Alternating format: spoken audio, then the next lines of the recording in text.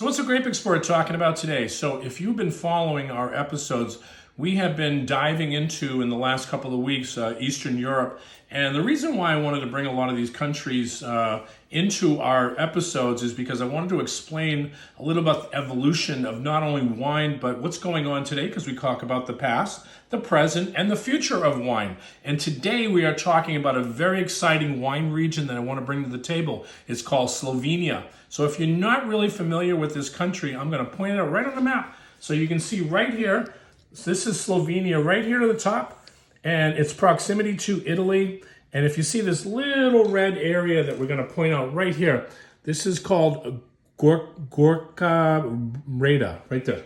And this is the area, and you can see it's right next to Italy, backs up right to it. But we're going to talk about this wine, which is really exciting wine. And I've had a lot of people say, David, Grape Explorer, the millennials, we love orange wine. Can you talk about orange wine and just explain a little bit about orange wine and the evolution of what's going on? So this is a wine that we brought here today, and it's actually a wine called Krasno. So you got to pay attention here because this is the actual, it's called a white wine with maceration, but it's got 3 different grapes, and you can see the color.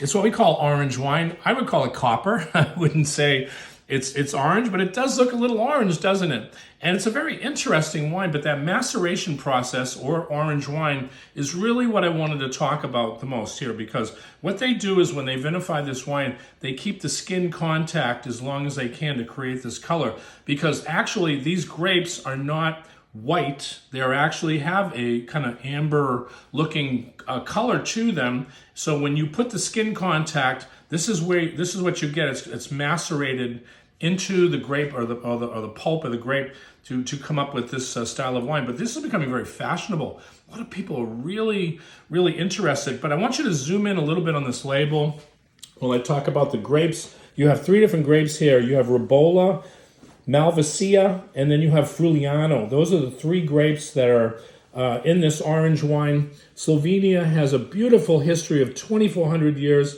starting with the Celts who first cultivated vines. Then the Romans came in, and they really upped their game. Then also a Christian church came in, and they had a lot of monasteries that would make wine in Slovenia.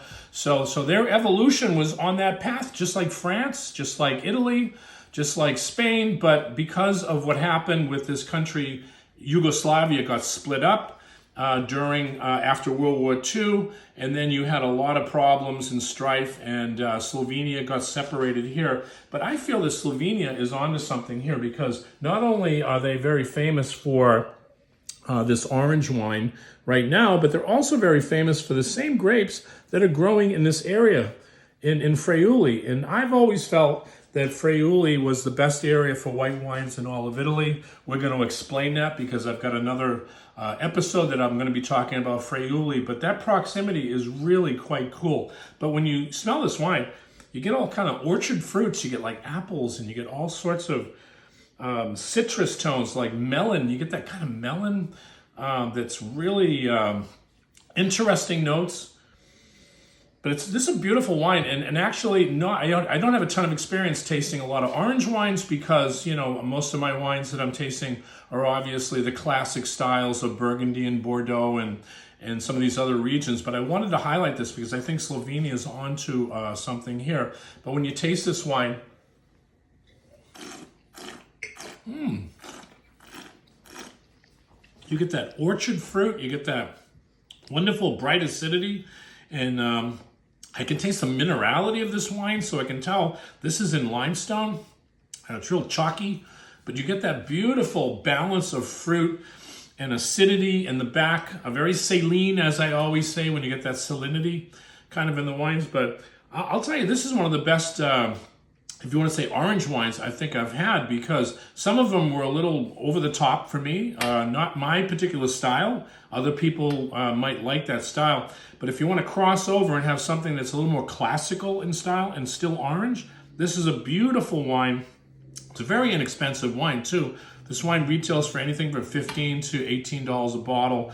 So we're not talking a lot of money. But I think at the same time, we need to pay attention to, again, Eastern European wines, Central European wines, because they haven't had a fair shake in the last 50 years because of strife and just trying to get their economics up to speed where they could actually make great wines like in France and in Italy and everything. So pay attention though, Slovenia's on the march. They're making really, really great wines. You got a lot of talented winemakers there starting to do some great things. Again, this is a Grape Explorer talking about really, really interesting wines in the world today.